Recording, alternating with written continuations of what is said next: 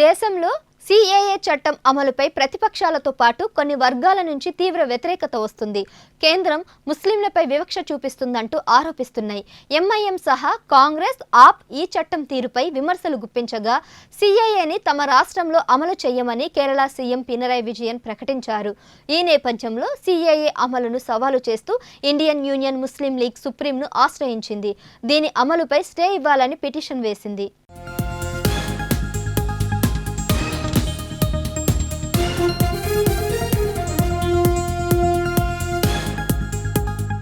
2019లో CAA చట్టం ఆమోదం పొందినప్పుడు కూడా ఇండియన్ యూనియన్ ముస్లిం లీగ్ అత్యున్నత న్యాయస్థానాన్ని ఆశ్రయించింది. అయితే రూల్స్ ఇంకా నోటిఫై చేయకపోవడంతో చట్టం అమల్లోకి రాదని కేంద్రం అప్పుడు న్యాయస్థానానికి తెలిపింది.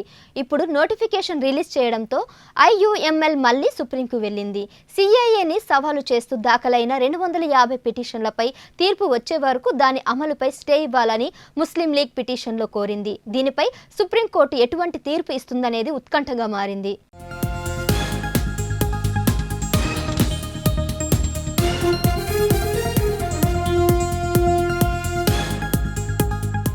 కాగా పౌరసత్వ సవరణ చట్టంపై కేంద్రం మంగళవారం నోటిఫికేషన్ రిలీజ్ చేసింది. నిన్నటి నుంచే సిఏఏ అమల్లోకి వస్తుందంటూ గెజిట్ విడుదల చేసింది. 2014 ముందు భారత్కు వచ్చిన ముస్లిమేతరులకు పౌరసత్వం కల్పిస్తామని తెలిపింది. బంగ్లాదేశ్, పాకిస్తాన్, ఆఫ్ఘనిస్తాన్ దేశాల్లో హింసకు గురై 2014 కంటే ముందే మన దేశానికి వచ్చిన వారికి పౌరసత్వం కల్పించనుంది. 2014 డిసెంబర్ 31 కంటే ముందు ఈ 3 దేశాల నుంచి భారత్కు వచ్చిన హిందువులు, క్రైస్తవులు, సిక్కులు, జైనులు, బౌద్ధులు, పార్సీలకు పౌరసత్వం లభించనుంది. ఈ ప్రక్రియ అంతా ఆన్లైన్లోనే జరగనుంది.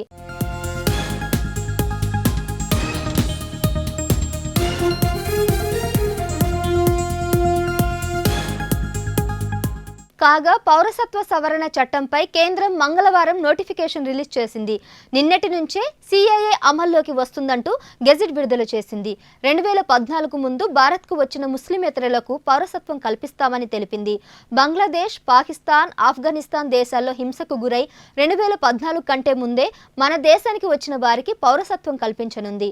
2014 డిసెంబర్ 31 కంటే ముందు ఆ 3 దేశాల నుంచి భారత్కు వచ్చిన హిందువులు, క్రైస్తవులు, సిక్కులు, జైనులు, బౌద్ధులు, పార్సీలకు పౌరసత్వం లభించనుంది.